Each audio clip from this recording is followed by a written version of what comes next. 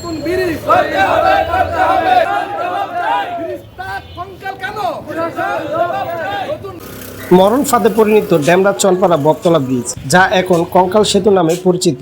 দ্রুত সংস্কারের দাবিতে বিক্ষোভ মিছিল ও মানববন্ধন করেছেন আল আমিন যুব সংঘ। মানববন্ধনে ওনারা বলেন, ঢাকা জেলার ডেমরা থানার সাথে নারায়ণগঞ্জ জেলার রূপগঞ্জের একটি সংযোগ এই বালু নদীর উপর দিয়ে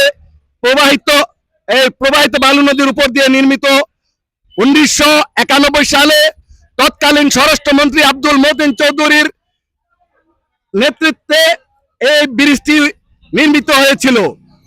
35 বছর হয়ে গেছে এই ব্রিজ, কিন্তু এই ব্রিজের উপর দিয়ে চলছে সারা দেশের 64 জেলার 600 উপজেলার সকল ডিস্ট্রিক্টের সকল উপজেলার গাড়ি ঢাকা সিলেট মহাসড়কে জ্যাম থাকার কারণে এই ব্রিজের উপর দিয়ে পার হয়।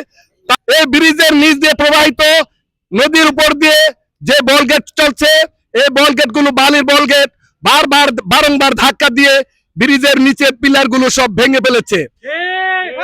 ব্রিজের নিচ দিয়ে যারা এখানে গাড়ি নিয়ে আসছেন, তারা যদি ব্রিজের নিচ দিয়ে একবার দেখেন, তারা আর জীবনে এই ব্রিজের উপরে উঠবেন না। উপরে ফিটপাত, ভিতরে সদরঘাট, এমন একটি কথা, সেই কথাই এখানে বাস্তবে পরিণত হয়েছে। যারা ব্রিজের নিচের প্লেয়ার গুলো দেখবেন, শুধু রড গুলো দাঁড়িয়ে আছে, শুধু দাঁড়িয়েও নাই, অনেক প্লেয়ারের রড গুলো বাঁকা হয়ে গেছে। এই ব্রিজের ভার রড গুলো নিতে আর পারছে না। এই রড গুলো এই ব্রিজের ভার নিতে অস্বীকৃতি জানাচ্ছে। এই ব্রিজটা মূলত একটা কঙ্কাল সেতুতে পরিণত হয়েছে। এই কঙ্কাল সেতুটা নির্মাণের জন্য প্রায় 13-14 বছর আগে এই ব্রিজটাকে পরিত্যক্ত ঘোষণা করা হয়েছিল, কিন্তু উপজেলা প্রশাসন কর্তৃক এই ব্রিজটাকে, এই কঙ্কাল সেতুটাকে পরিত্যক্ত হিসেবে ঘোষণা করা হয়েছিল। একটা দুর্ঘটনা কারোর জন্য বলে কয়ে আসে না। যে কোনো মুহূর্তে আপনি প্রশাসনে যারা আছেন, আপনারা এই দুর্ঘটনায় পতিত হতে পারেন।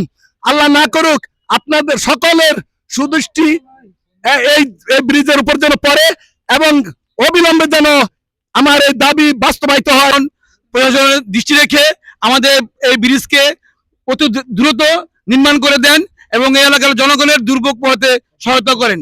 প্রতিটা দিন জীবনে ঝুঁকি নিয়ে পার হওয়া লাগে, কখন ব্রিজ ভেঙে পড়ে সারাক্ষণ এই টেনশনই থাকতে হয়। আমাদের এই ব্রিজের নিচের পাথর কিছুই নেই।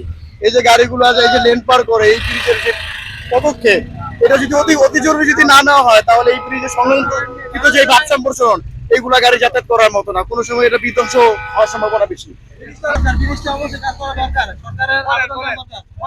বড় বড় গাড়ি ঢুকে যে কোনো অবস্থা, যে কোনো মুহূর্তে ভেঙে যেতে পারে এই ব্রিজটা।